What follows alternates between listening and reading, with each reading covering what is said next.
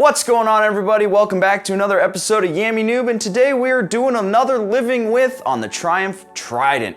This time we're going to be taking a brand new bike out on the road and answering some questions about a bike with a lot of questions asked of it. Is it a commuter? Is it a daily rider motorcycle? Is it a weekend fun bike? Let's find out today.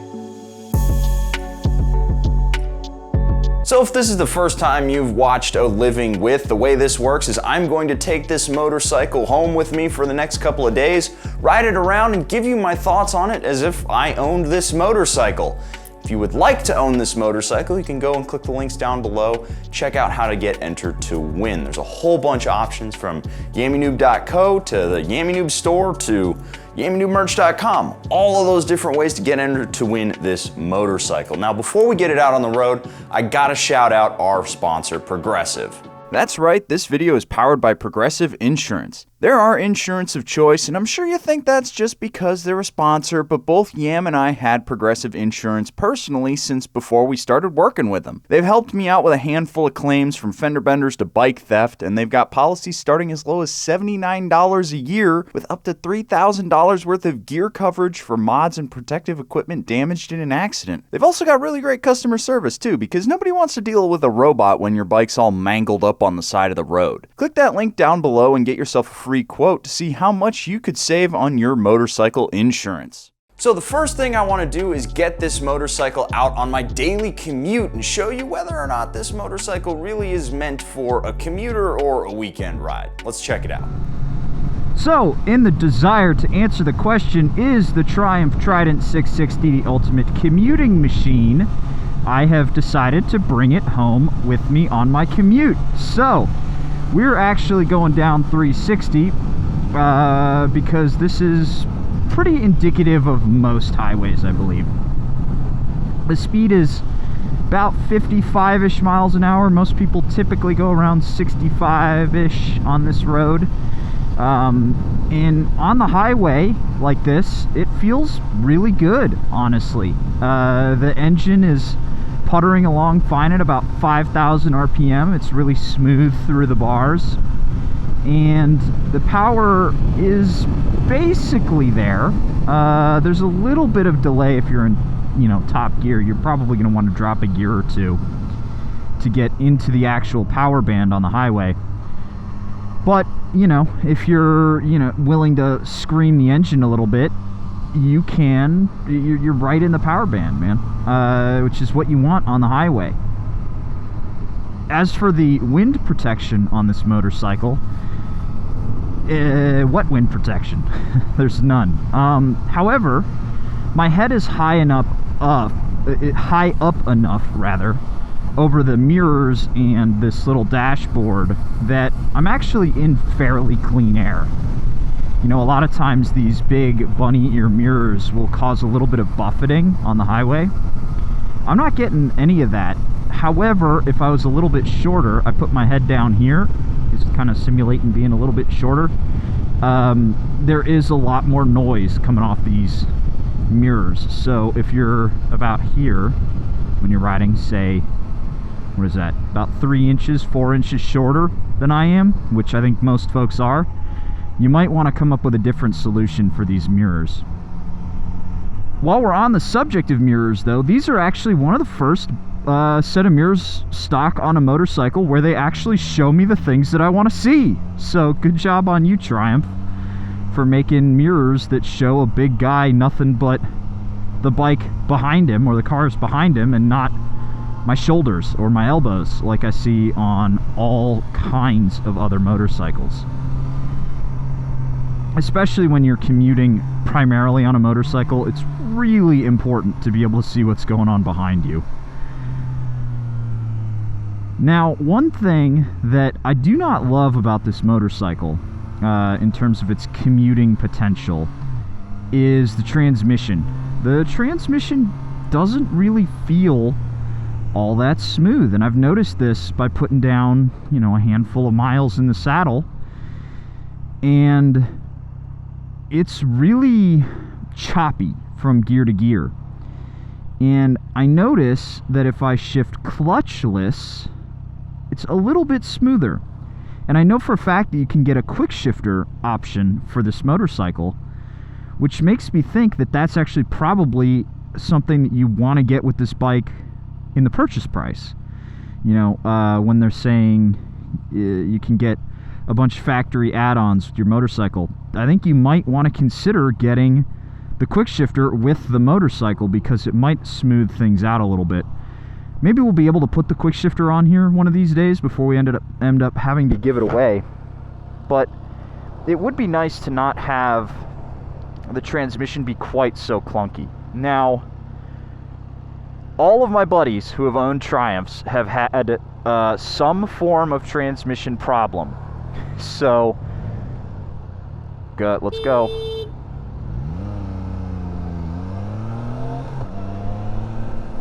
Yeah, so all my buddies who have owned Triumphs have had some form of transmission problem on their bike. And do I think that this clunky transmission is indicative of an issue? Nah, not really. I think it's just not very smooth. Because it doesn't fall out of gear. It doesn't, you know, find false neutrals. It goes from gear to gear just fine. It just doesn't do so really smooth. Now, something that is nice about the transmission is the clutch feel. Clutch feel is nice and light, but it still gives you plenty of feedback while you're riding around, which is nice, especially when you're, you know, feathering the throttle and clutch from stop to stop. And I guess while I'm talking about the throttle, I can talk about this weird throttle feel. I've goofed around with the settings, which I will show you in another segment later on, but I have not figured out what's going on with this throttle. So let me show you. I'm in third gear here, and I roll on. I'm at full throttle, and kinda nothing happened. By the time I rolled off, it was starting to pick up speed, so let's go back down to about 30 miles an hour. That's 30 miles an hour right there. We're in third gear, and I roll on. Full throttle. And I really only started picking up speed until I got to about 5,000 RPM, maybe a little bit after that. It takes a long time for this engine to build up RPM. I'm not sure what the deal is, because the Street Triple and Yam's Daytona, Yam won't stop talking about how awesome the power plant is, and this is derived from that same Daytona power plant. So why does it take so long for it to rev up? That's really weird to me. Again, I'll show you. Now we're at 40 miles an hour, fifth gear, and we're gonna roll on. And yeah, it's about at 5,500 RPM where things start to get fun. Now, admittedly, that's still pretty early on in the power band. You look at it, and I think the bike stops at about 10.5. I don't think it goes all the way out to 11. So that's basically halfway through the power band. It starts to get fun, but these triples are supposed to be really torquey, and they're supposed to have this nice smooth torque curve. And while the torque is fine, it just feels like below 4,000 RPM, nobody's home.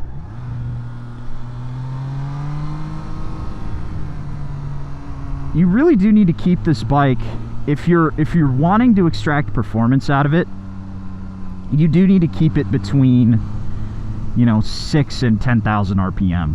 That's where it's really happy. But again, we're talking about it as a commuter right now, right?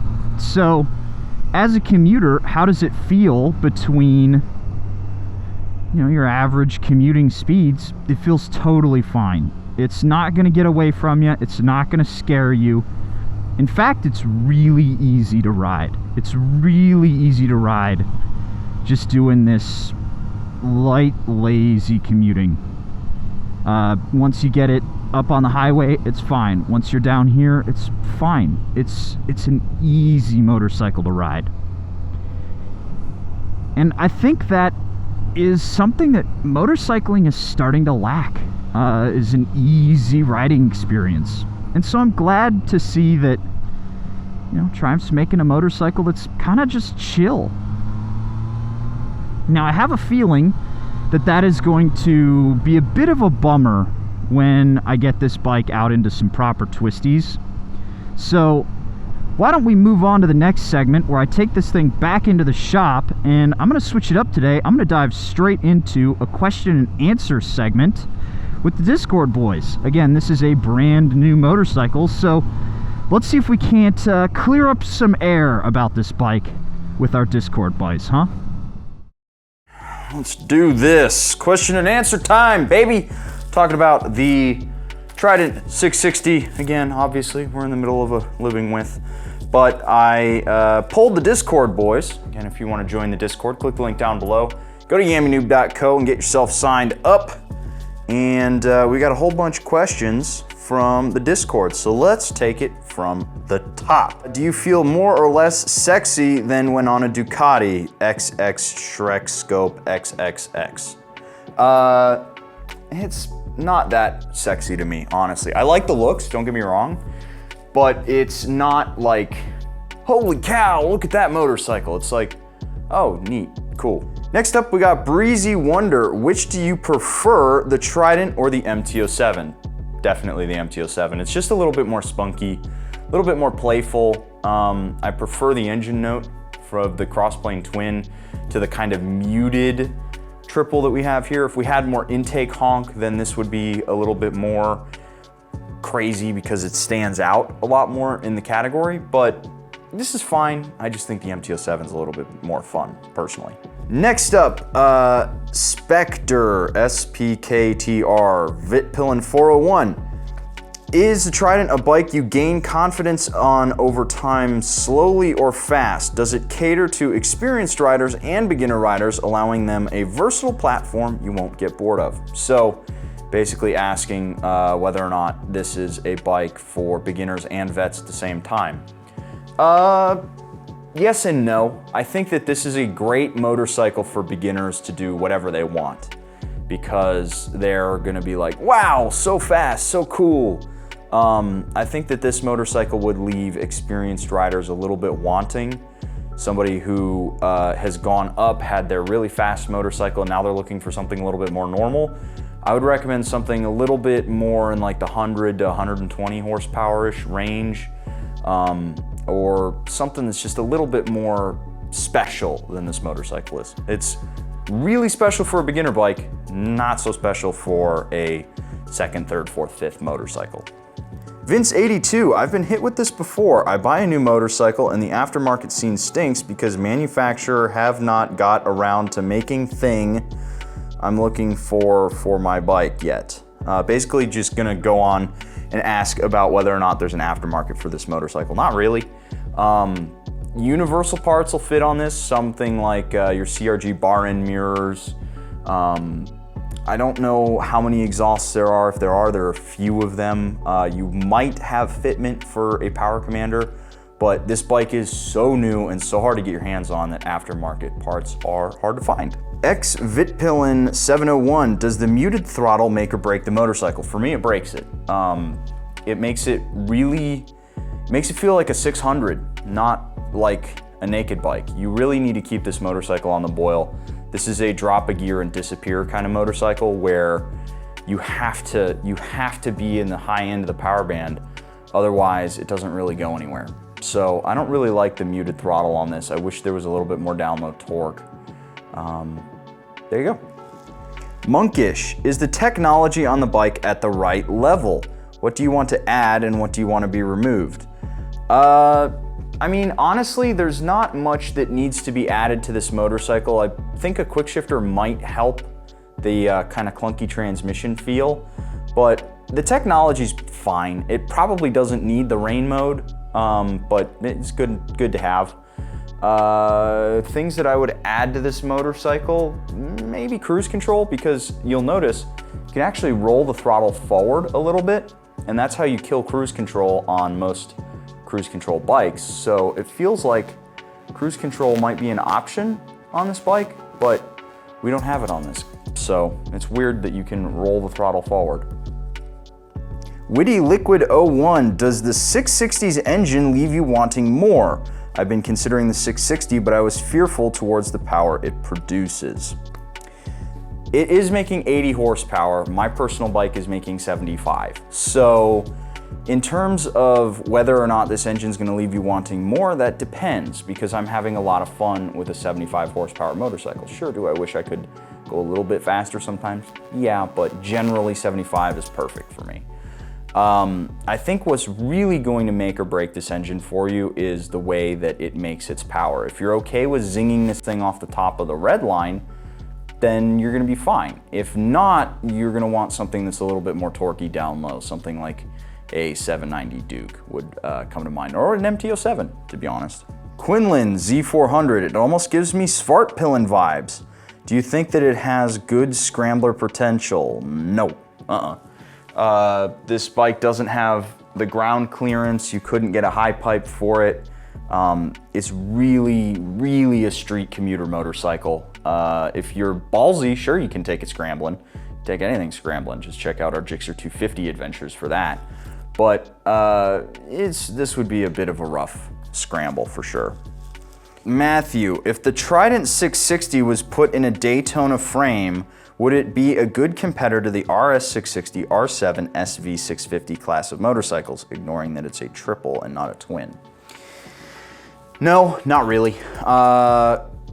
This bike, you'd need to do a lot of work, like a lot of work to get it to be there. I mean, yeah, you have a lot of Daytona parts on here. A lot of the 2013 Daytona lives on in this motorcycle, including an engine derived on that motorcycle. But it's just not a particularly invigorating engine, to be honest. They've done a lot of work to make this motorcycle palatable to beginners, and it does kind of bum me out on a twisty road. In fact, why don't I hop on this motorcycle and take it out for twisty road and show you what I'm talking about. Okie dokie, so a Triumph Trident for your spirited weekend riding. Is that the right call? We've already seen how it's a pretty good commuter motorcycle thanks to its nice plush suspension feel, comfy seat, relaxed ergonomics, and mellow power band. But how does that translate to, you know, your weekend twisty road riding? It's not bad. It's not bad. I won't say it's great either, though. The motorcycle is fine on a twisty road. It's fine. But if you consider yourself to be more of a weekend warrior, which, again, also fine. I consider myself to be a weekend warrior. This motorcycle doesn't feel as exhilarating as some other naked bikes that I could mention. The main thing is the suspension, while it's really nice and plush over bumps, it really kind of shakes and shimmies and wiggles in a corner. It's not the typical Triumph, like, sublime adjustable suspension feel. We've got Showas, which do mean business. You know, you could do some damage with these. But because they're kind of sprung for a commuter ride, it's a little bit shaky and wallowy through a corner. The flick-in is great. The ergonomics setup, the geometry is great. And the flick-in, I mean, it's really nimble side to side, but it doesn't hold a line all that well. It really kind of wiggles and squirms underneath me. Now, that is possible. It is possible that it's down to the tires. These tires that are on here are very street biased from the factory. And until we switch them out for something like, I don't know, a Rosso 3 or an S22 or something like that, I can't really comment. But I can say, as I'm going over some of these imperfect turns here on Lime Creek, that it's a little bit of it's a little unsure of itself through a corner. It's not bad. I don't feel like I'm gonna go down or anything like that, but it just doesn't feel as planted as say something like the CBR 650R.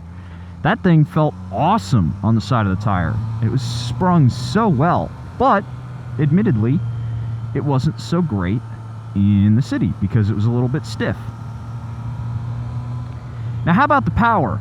Well, this bike really kind of has a two-stage power band, really. It almost feels like there's VTEC in it, even though there isn't. And that's down to that, you know, weird throttle feel that I've been talking about every time I got on this motorcycle. It takes a minute for you to get into the power. You really do need to wind this bike up a little bit before it really finds itself. The first quarter turn of the throttle is really soft. You really need to get it to about, you know, 40 to 50% turn, maybe a little bit less, before it starts to feel like you're really getting into it. You need to work for the power a little bit on this motorcycle. But once you're in the power, there's plenty on tap. And again, I have a feeling that was done specifically to ease the idea of a beginner hopping on this motorcycle, because there are some times when that 80 horsepower can sneak up on you, and you're like, wow, okay, I'm going pretty quick now. This is really kind of the bleeding edge of a beginner bike. I would say you'd need to be a little bit older, really, to hop on it. But again, once you're in the power band, once you've searched for it a little bit, you are getting plenty of power to power yourself out of a corner, do all sorts of good stuff with. This is a very rapid motorcycle, but you really do need to work the gearbox to keep the RPM above, you know, 6 grand. Between 6 and 10,000 RPM, it's party time, baby. But below that, it's a little lacking, I would say. The last thing I want to talk about in this segment are the brakes. The brakes are fine. They're completely fine. They stop the motorcycle, which, hooray, that's what brakes do. Good job, Triumph. They're nothing to write home about here. Nobody's coming up behind me, going about 30 miles an hour, and yoink. They're fine. I could squeeze them a little harder because I have ABS, but, you know, it doesn't feel like, whoa, tons of lever feel. I know exactly what the brakes are doing. It does have a stainless line, but these are Nissan calipers. I am used to Brembos on my personal motorcycle, so I'm really used to a sublime brake feel. But this is good. This is completely adequate. It stops the motorcycle perfectly fine. It's not overly powerful, so that you're going to constantly be tripping the rear or the ABS. Although I have noticed that under heavy braking, the rear wheel ABS. Why did I give that Miata a motorcycle wave? I'm not sure. Weird. Okay, but anyway, under super heavy braking, the rear wheel ABS trips really easily because the front end dives and the rear wheel tends to skid a little bit more easily. And so you trip the rear wheel ABS pretty easily on this motorcycle. So I would prefer if you would be able to disable that, because I really hate the feeling of rear wheel ABS when I'm trying to do a panic stop or a quick stop. So rounding this segment out, is the Trident a perfect twisty road motorcycle? No.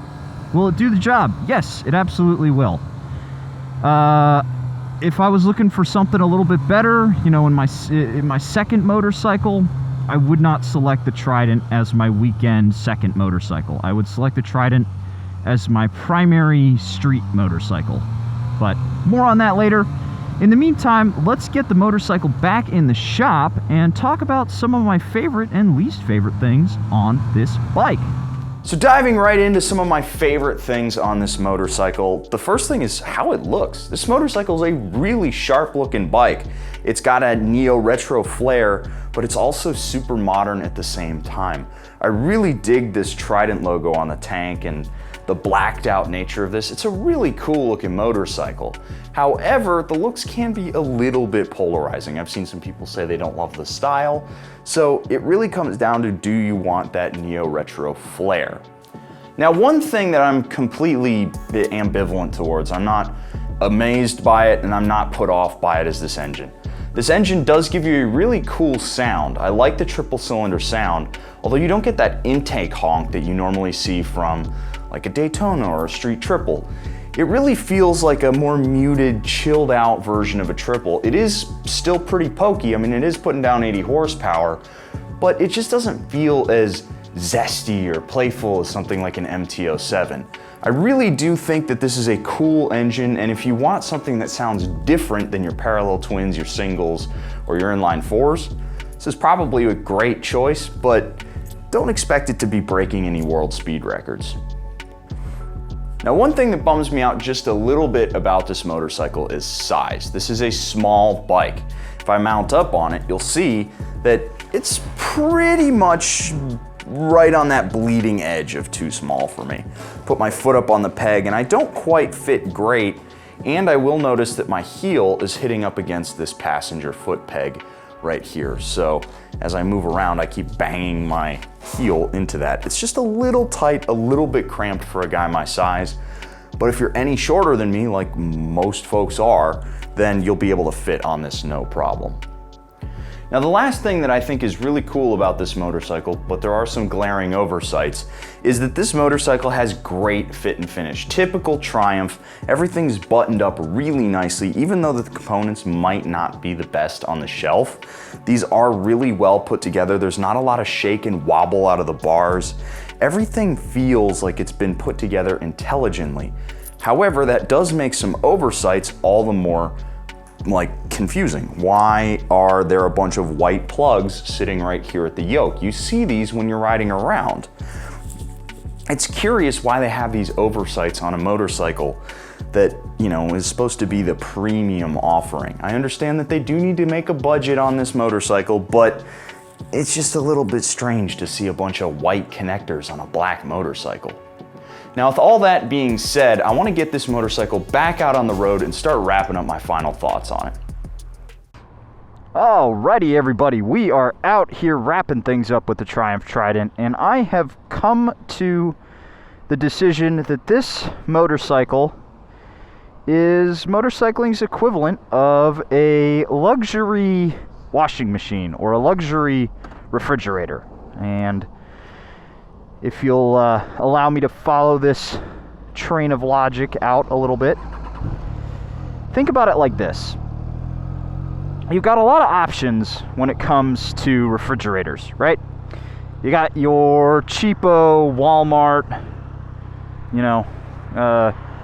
got the one with that energy saving sticker on it about how it saves you a bunch of money every year, and it's really cheap, right? It works. The ice maker tastes a little bit funny, and sometimes the light doesn't come on when you open the door. When I think of motorcycles, I think of something like the Gixxer 250 as that cheap refrigerator. This is like your fancy Samsung fridge. The kind of fridge that has a tablet in the thing that takes a inventory of your food while you're away, and it connects to the internet and it automatically does your shopping for you. It's something that you use all the time, every day, and it's a good, above average, fancy way to do something mundane. Now, I know that sounds like I'm besmirching this motorcycle, but what I've actually come to realize is that this is probably one of the best little commuter motorcycles out there. It really is. And normally, when I wrap these up, I always take the motorcycle into a place where I think it excels. Well, I think this motorcycle excels in the city, to be honest. Of all places that you would not want to ride a motorcycle, the city is probably one of the least interesting places to ride. And yet a lot of people ride a motorcycle in the city to work or, wherever. And if you were going to be commuting on a motorcycle, I can't think of a more fun motorcycle to do your commuting on. Now, you know how I said in the Twisty Road segment that the suspension was a little bit soft? Well, in the city, that soft suspension is great because as you're rolling over bumps in the road, like I am here, you don't really notice it. It feels nice and supple and kind of plush, honestly, over a lot of these city bumps.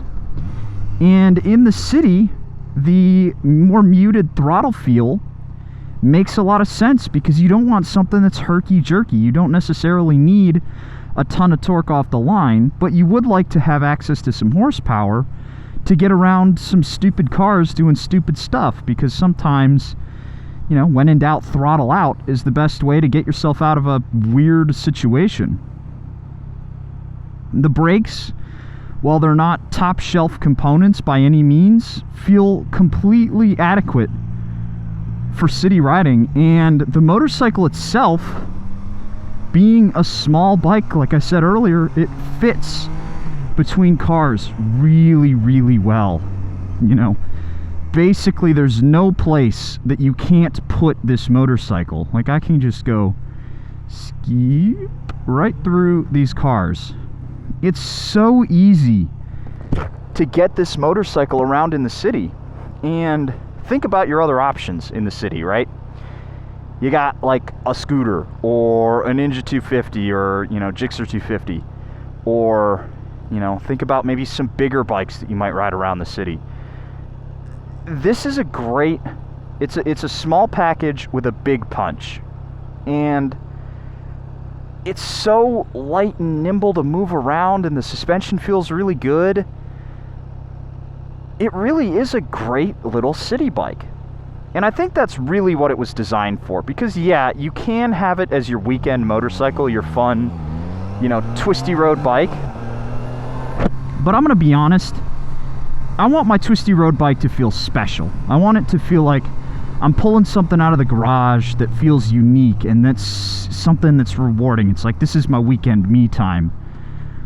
This bike doesn't really feel all that special, especially not when you consider it against something like ZH2 or, you know, any of those silly motorcycles that you might think of as like a Sunday roadster, you know.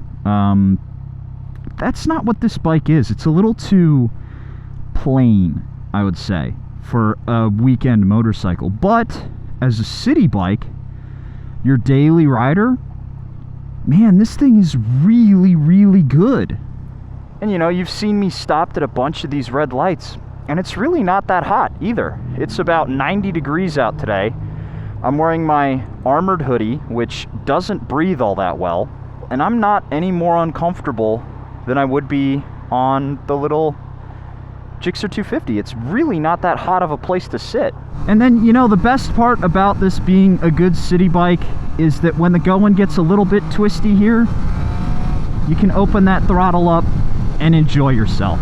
But if you want a motorcycle that you can do all of your errands on, or you can go to the office on, and then, you know, have fun on a twisty road from time to time, this is the bike for you.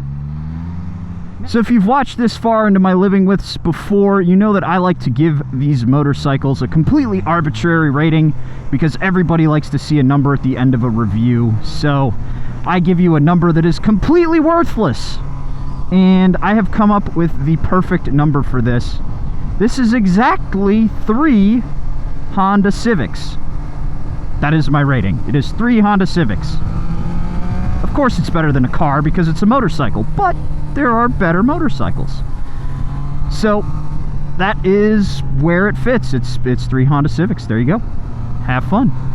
Remember, if you would like to win this motorcycle that I am riding right now, or a $6,000 cash prize, or any number of other motorcycles that we are currently giving away on the website, you can click the link down below, go to yammienoob.co, get yourself signed up. We also have the yammienoobmerch.com, where you can go get yourself a hat, a t-shirt, all that good stuff. Every dollar you spend there is an entry to win. Or you could go to the YN Moto store, get yourself gear, tires, apparel, whatever you want, and every dollar you spend there, guess what, is an entry to win this motorcycle. I will catch you guys in the next one. See you later. Now, how you doing, partner? This video's over, but you click on this one right over here. You keep watching yourself some Yammie Noob. Maybe I bend my boost on this one. Maybe I'll give you some other funny memes or something like that. You might not know if you watch the video. So watch the video now, all right?